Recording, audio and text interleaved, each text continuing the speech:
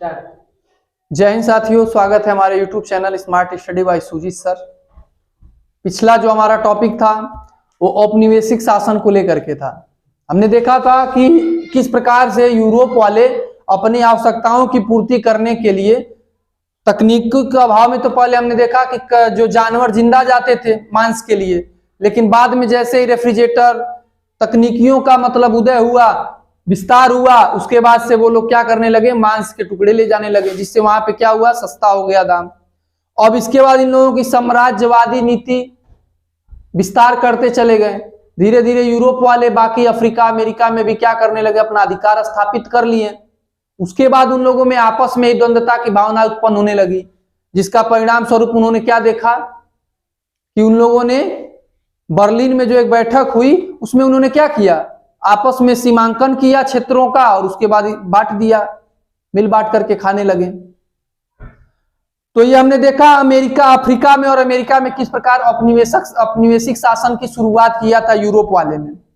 अब भारत में भी कुछ इसी प्रकार सा, भारत से अनुबंधित श्रमिकों का जाना, भारत से अनुबंधित श्रमिकों का जाना।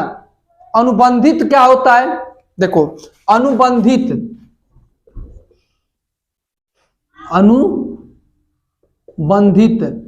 अब अनुबंधित का मतलब क्या होता है, बॉन्डिंग, कॉन्ट्रैक्ट होता है ना, एक कॉन्ट्रैक्ट होता है, मतलब कि हम कह सकते हैं शर्त।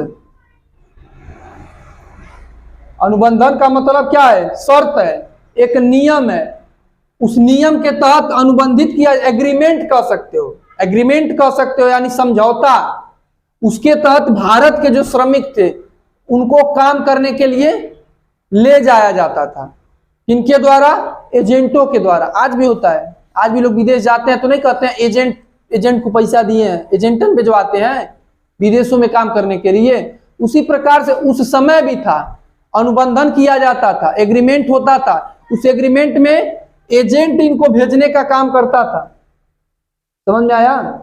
और एजेंट उसी बदले में क्या लेता था, पैसा लेता था। पैसा का मतलब जानते हो ना, देखते हो तमाम लोग जो होते हैं काम करते हैं, ब्रोकर का काम करते हैं, दलाली लेते हैं, वही एजेंटों का भी काम था। आज भी एजेंटों का यही काम है, विदेश भिजवाने के नाम पर पैसा लेते हैं। कई लोग ठगी का शिकार हो जाते हैं।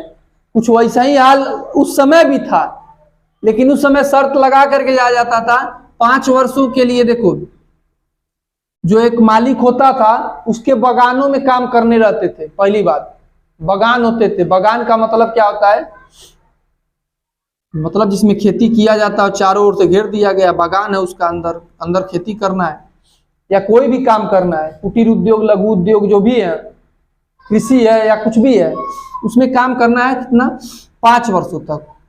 5 वर्षों तक काम करने के बाद वह स्वदेश आ सकते थे। आज सेम जैसे कंडीशन होता है, जिनके भी घरों के लोग विदेशों में रहते होंगे, दुबई जाते होंगे या कहीं जाते होंगे, उनका एक एग्रीमेंट होता है कि 5 साल के बाद ही वो घर आ सकते हैं। होता भी है, देखते हो कई लोग जाते हैं तो कुछ कारणवश किसी परिस्थितियों में छुट्टी मिल भी सकती है, ऐसा भी नहीं है। लेकिन पहले था तो पहले उससे मतलब नहीं था, उनके ऊपर उत्पीड़न उनका होता था, उनके पास कोई कानूनी अधिकार नहीं था कि अगर 5 साल के पहले 4 साल में उनको आना है तो आ नहीं पाएंगे, ये कंडीशन था। 5 साल बाद वह स्वदेश आ सकते थे, समझ में आया ना। यह भारतीय अनुबंधित श्रमिक वहां पे काम करने, इससे कुटीर उद्योग बढ़े। कुटीर उद्योग का मतलब क्या होता है, जो घर पे काम किया जाता है उसी को हम कुटीर उद्योग कहते हैं। छोटा छोटा जो होता है उद्योग, उसी को हम क्या कहते हैं, कुटीर उद्योग कहते हैं। कुटीर उद्योग में वृद्धि हुई। उनके अलावा जमीन जो था, जमीनों का भाड़ा धीरे धीरे क्या होने लगा, बढ़ने लगा। जैसे ही वहां उद्योग होने लगा, स्टार्ट हो गया, तो वो ऑटोमेटिकली क्या होता है, जब हम एकदम पिछड़े इलाकों में रहेंगे तो वहां का क्या होगा, रेट कुछ कम रहेगा। जैसे ही वहां इंडस्ट्रीज आ जाएगी, जैसे ही वहां कारखाने लग जाएंगे, आजू बाजू जितनी भी जमीनें हैं उनकी दाम क्या हो जाएंगे, बढ़ने लगते हैं ना। अब यही देखोगे, अगर कहीं मार्केट का दाम लोगे जमीन का तो कुछ और रहेगा, लेकिन अगर कहीं गांव का लोगे तो कुछ और रहेगा। उसी प्रकार वहां कुटीर उद्योग में वृद्धि हुई। उसके अलावा उसमें क्या हुआ, जमीनों के भाड़े बढ़ने लगे। भारतीय मजदूरों को ले जाया जाने लगा श्रमिकों के रूप में, अनुबंधित के तौर पे कॉन्ट्रैक्ट बेस पे वो काम करने के लिए क्या हुए, चले गए। कहाँ काम करने जाते थे जो भारतीय श्रमिक थे, वो काम करने के लिए कहाँ जाते थे, कैरिबियाई द्वीप में। कैरिबियाई द्वीप का मतलब वेस्ट इंडीज गुआना वाना जो जमैका वमैका वाला पार्ट है, वहां पर इनको क्या किया जाता था, काम के लिए ले जाया गया। अब देखो, अगर कोई अनुबंधन नहीं करना चाहता है तब वो जबरदस्ती काम ले जाना पड़ता था। हमारा मन नहीं है लेकिन तब वो हमको जबरदस्ती ले जाएंगे सब। कारण भी था, देखो कुछ लोग तो स्वेच्छा से जाते थे, क्योंकि उस समय महंगाई बढ़ गई थी, पैसा का अभाव था, पैसे के अभाव में लोग काम करने के लिए जाते हैं। जैसे आज भी है, आज भी विदेशों में काम करने के लिए लोग जाते हैं, पैसे कमाने के लिए लोग जाते हैं, उसी प्रकार उस समय भी था। तो ये लोग कैरिबियाई द्वीप में लेकर के जाते थे इन लोगों को। जो मना भी कर देता था तो पता चलता था, उनका अपहरण करके लेके चले जाते थे। नहीं नहीं हम नहीं जाएंगे, हम नहीं जाएंगे, कॉन्ट्रैक्ट बेस का साइन नहीं था। तब पता चला, जैसे नहीं पहले आर्मी में लोग करते थे, पकड़ के लेके चले जाते थे, उसी प्रकार से यह था। तो इसमें इन लोगों को क्या करते थे, लेके चले जाते थे। भारतीय जो भी अनुबंधित श्रमिक थे, इनसे जाकर के कैरिबियाई द्वीप में काम करवाया। हो गया, गुयाना हो गया, सुरीना हो गया, उनके अलावा वेस्ट इंडीज हो गया, इन सब जगहों पर जमैका हो गया, यही कैरिबियाई द्वीप में आएंगे। इनमें ले जाकर के इनको क्या किया जाता था, बगानों में काम करवाया जाता था। इनका बहुत ज्यादा शोषण था, कोई कानूनी अधिकार नहीं था। आजकल तो लेबर यूनियन बनाया गया है, मजदूर संघ बनाया गया है, 1 मई को विश्व मजदूर दिवस मनाया जाता है। अब तो मजदूरों के कई कई अधिकार है, लेकिन उस समय कुछ नहीं था, मालिक के वफादार बन के रहना था। तमिल जो थे, तमिल अप्रवासी, सीलोन और मलाया, देखो एक जातियां होती थी तमिल की, सीलोन और मलाया। ये अप्रवासी क्या होता है, एक शब्द है अप्रवासी।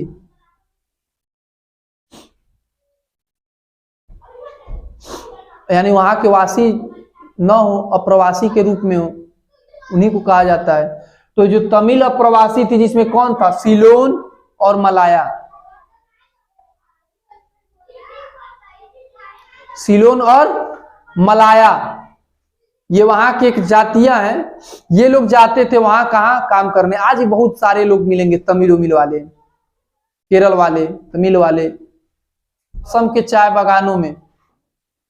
कुछ लोग उस समय जब ब्रिटिश हुकूमत थी तो उसमें कुछ लोग क्या किए थे, चाय बागानों में काम करते थे, कुछ लोग खाद्यान्नों में काम करते थे, कुछ लोग जो भी मतलब अलग अलग क्षेत्रों में लोग क्या करते थे, काम करते थे। अनुबंधित श्रमिक मजदूर इन्हीं को कहा जाता है, जिनका क्या किया जाए, एक एग्रीमेंट किया जाए, जिसके तहत 5 वर्ष से कम के समय में वापस नहीं आ सकते थे, जो जबरदस्ती जिन पैसा वैसा लेते। देखो एक तो ये हो गया, जो काम नहीं करना चाहते थे उनको भी लोग जबरदस्ती लेके चले जाते थे, और जो जाते थे वो तो जाते ही थे। और जाने के बाद उनके साथ यहाँ कुछ और का अकेले जाते थे, वहां कुछ और कराते थे।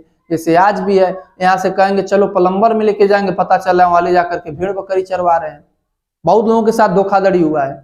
कुछ एजेंट यहाँ से अलग बता करके एजेंट दलाली अपना कमाने का काम करते हैं, उसी के बदले भेजने के नाम पे वो पैसा लेते हैं, वही उनकी क्या होती है, कमाई होती है, देखते ही हो। तो ये चीजें हमारी थी क्या, अनुबंधित श्रमिक, मतलब जो बागानों में जाकर के काम करने वाले लोग होते थे, उन्हीं को हम क्या कहते थे, अनुबंधित श्रमिक कहते थे। इसमें कुछ चीजें तो है नहीं, बस इतना जान लो। अब देखो एक चीज और आता है, एक शब्द आता है दास प्रथा। उस समय बड़ा बोलबाला था इसका, दास प्रथा क्या होता है। दास प्रथा का मतलब यह होता है, दास का प्रथा मतलब दास होकर के किसी का काम करना। जैसे एक काम होता है कि फ्री होकर के हम किसी के दबाव में काम नहीं करेंगे, हम उनके यहाँ काम जरूर करेंगे, लेकिन दबाव में रह करके हमारी स्वेच्छा है, हम करेंगे काम कि नहीं करेंगे उनके यहाँ। जैसे एक मजदूर है, हम उसको बुलाने गए, हमारे यहाँ काम है, अब उसके ऊपर डिपेंड करता है वो हमारे घर जाएगा कि नहीं जाएगा। लेकिन दास प्रथा में क्या था, आपको हमारे यहाँ करना है काम तो करना है, मतलब कुछ नहीं है, सिंपल ये है। दास प्रथा ये पीढ़ियों तक, सदियों तक चलती आती थी, एक जनरेशन अगली जनरेशन ही पूर्ति नहीं कर पाती थी। इसमें लोग क्या करते थे, कर्ज जब ले लेते थे एक बार, जैसे मान लिया किसी से किसी ने कर्ज ले लिया, कर्ज ले लिए तुम, अब तुम कर्ज को चुका ही नहीं, इस पे पता नहीं सब चक्रवृद्धि कौन सा ब्याज लगाते थे कि कभी ब्याज जीवन नहीं, पीढ़ी दर पीढ़ी नहीं चुका पाते थे लोग। कर्ज में इतना लद करके काम करते थे। दास प्रथा कह सकते हैं गुलामी, गुलामी हम कह सकते हैं, गुलाम के रूप में काम करना। जब जैसे एक जनरेशन है वो काम कर रहे, वो मर गई तो उसकी अगली जनरेशन, वो अगली जनरेशन, हरवा जानते हो, गांव में बोलते हैं लोग, हरवा ही करना, वही समझो दास प्रथा है। हम जबरदस्ती काम कराएंगे, मन करेगा पैसा देंगे, नहीं तो नहीं कराएंगे। कर्ज को चुकाने के नाम पे भी काम, उनके घर के लड़के को अपने भेजना पड़ता था उनके घर काम करने के लिए, कि जा करके राजा महाराजा या तमाम लोगों के बड़े घरों के बारे में सुने भी होंगे, कई लोग काम करते थे। अंग्रेज भी इसी तरह से काम कराते थे। दास प्रथा मतलब मालिक के अधीन गुलाम होकर के काम करना, मालिक के लिए ही काम करना, समझ में आया ना। इससे क्या हुआ, कुछ लोग काम नहीं करना चाहते थे तो वो लोग छोड़ करके जंगल की ओर भाग गए, और जो पकड़े जाते थे उनको बहुत दबा के सजा भी दिया जाता था। कुछ लोग तो भाग गए, जंगल में जाकर के रहने को मजबूर हो गए, और कुछ लोग पकड़े गए। और कुछ लोग कहते हैं ना कि मजबूरियां इंसान को सब कुछ करा देती है, और जब परिवार का पेट पालना रहे तो इंसान अच्छा अच्छा काम भी कर सकता है और बुरे से बुरे भी काम कर सकता है।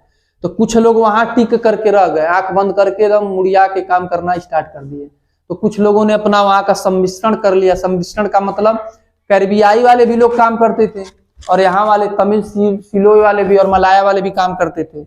इन दोनों ने आपस में मतलब एक बंधुता की भावना करके, अब मजदूर मजदूर होते हैं, मजदूर किसी भी कास्ट का हो, जब उसको साइड लेना रहेगा तो किसका लेगा, मजदूर का।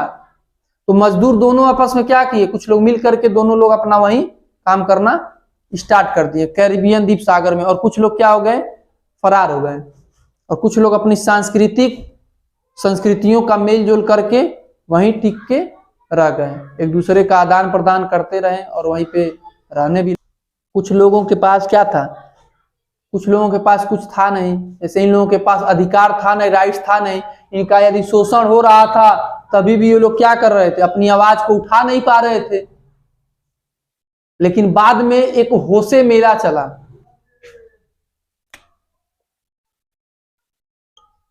ये बड़ा एक नंबर में पूछ सकता है होसे क्या है, तो होसे कहोगे मुहर्रम।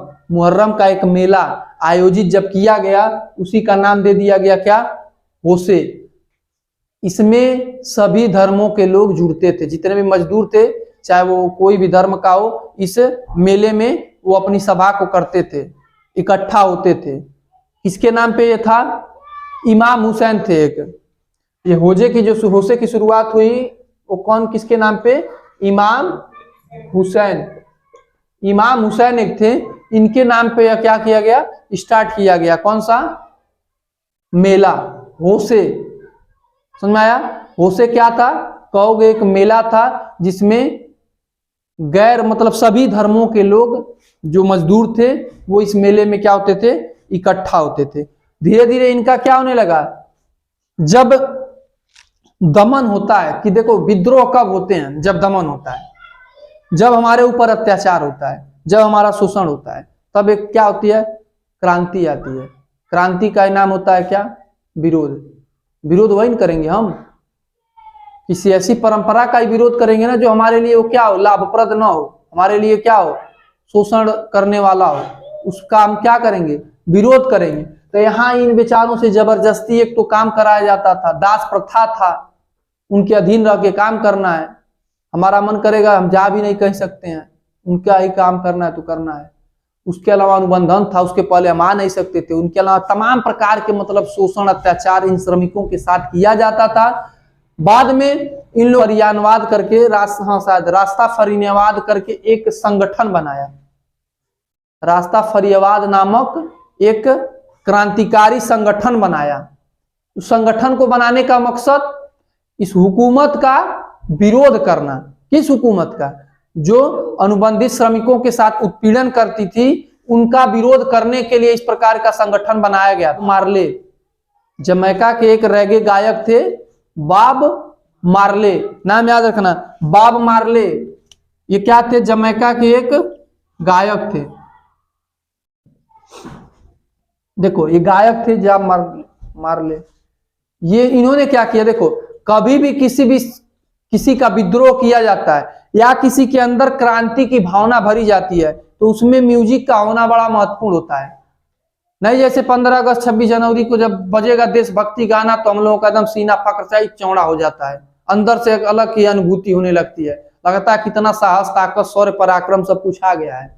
उसी प्रकार से इस म्यूजिक को दिया इन्होंने, तो यानी उस जब विद्रोह को आगे करने के लिए इन्होंने क्या किया, गाना गाया। जैसे हमारे देश में भी वंदे मातरम गाना है ना, तमाम और देशभक्ति गाने हैं, तो उनके माध्यम से भी लोगों के अंदर देशभक्त की भावना की गई।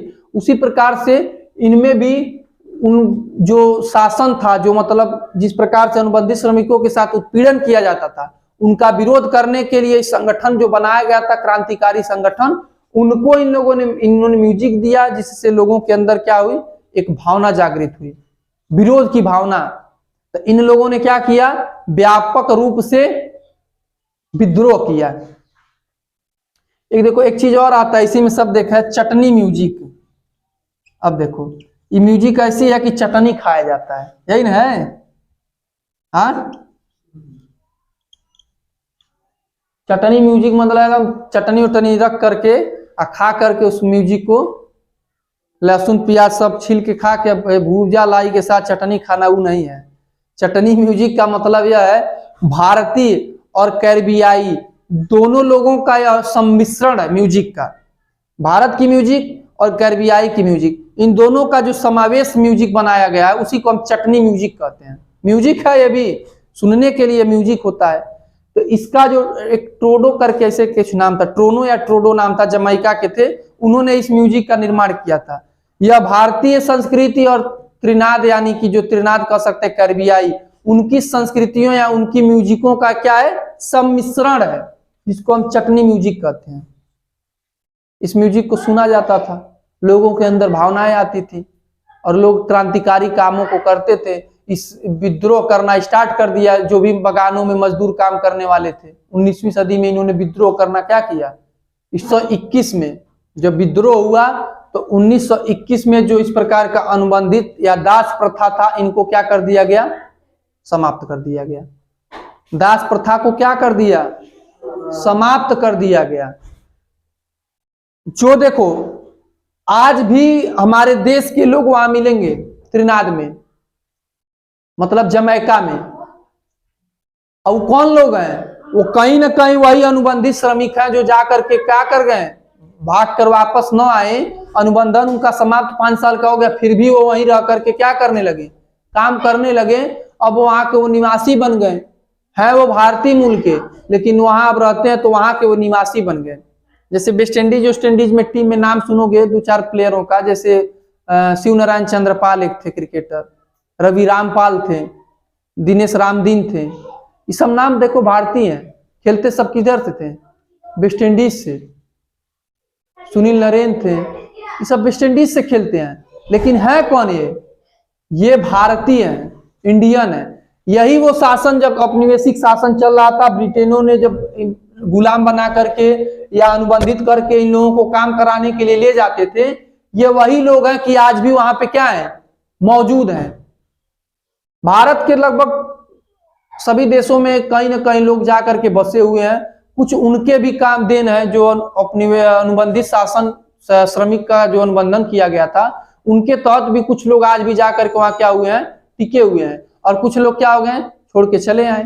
तो जो विदेशों में भारतीय मिलते हैं वो कहीं ना कहीं इनमें से भी कुछ लोग होते हैं, और कुछ लोग तो मान लो काम के बाद आज के समय में भी जाकर के वहां का अपना निवास ले लेते हैं, निवास गान बन जाते हैं। तो इसमें यही था, किस प्रकार से हमने देखा था ब्रिटेन जो मतलब अमेरिका को किस प्रकार इन्होंने गुलाम बनाया, दक्षिण अफ्रीका को किस प्रकार गुलाम बनाया, भारत के मजदूरों को किस प्रकार अनुबंधित करके ले जाकर के बगानों में काम कराया, किस प्रकार दास प्रथा का प्रचलन था, किस प्रकार से लोगों ने इसका विद्रोह किया। तो ये सब चीजें हमने आज के लिए दिखा, बाकी आगे फिर मिलते रहेंगे नेक्स्ट वीडियो में। आज के लिए इतना ही, चलते हैं, धन्यवाद।